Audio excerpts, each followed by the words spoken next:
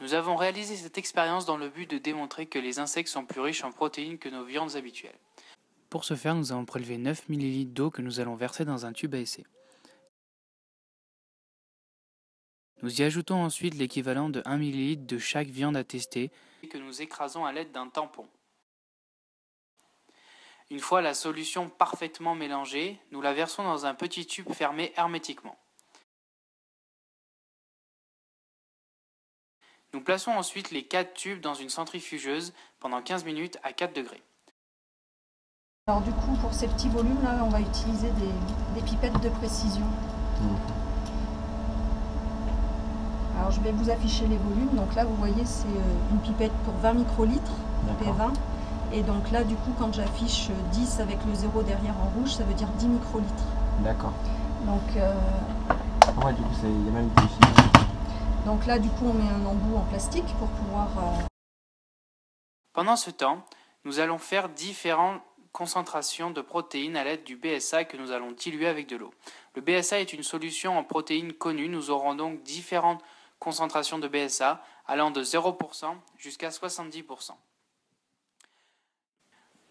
Nous mettons ensuite dans chacun de ces tubes le réactif de Bradford qui, au contact de la protéine, va devenir bleu.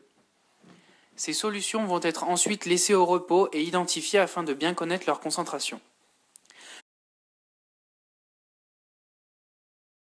Nous récupérons ensuite toutes nos solutions viandées que nous avons mis à la centrifugeuse. Nous ajoutons du réactif de Bradford en quantité égale dans chaque solution. Nous récupérons ensuite tous ces tubes bien mélangés que nous allons mettre dans des petites cuves que nous allons ensuite placer au spectrophotomètre. Nous plaçons ces cubes dans un spectrophotomètre afin d'analyser leur absorbance. Le spectrophotomètre est réglé sur une longueur d'onde de 590 nanomètres, correspondant donc au bleu.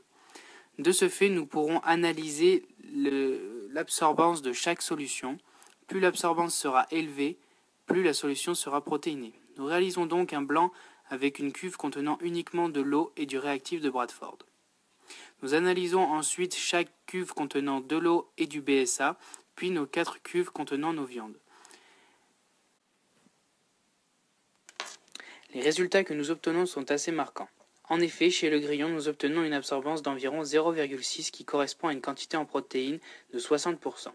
Chez la volaille et le porc, nous obtenons respectivement 0,45 et 0,42 d'absorbance, donc environ 45% de protéines. Chez le bœuf, par contre, nous obtenons que 0,27, ce qui correspond à une quantité en protéines de 27%. On peut donc dire que le grillon et les insectes en général contiennent 2 fois plus de protéines que le bœuf. Les grillons et les insectes sont donc la viande la plus intéressante en termes de qualité nutritionnelle pour une utilisation de tous les jours.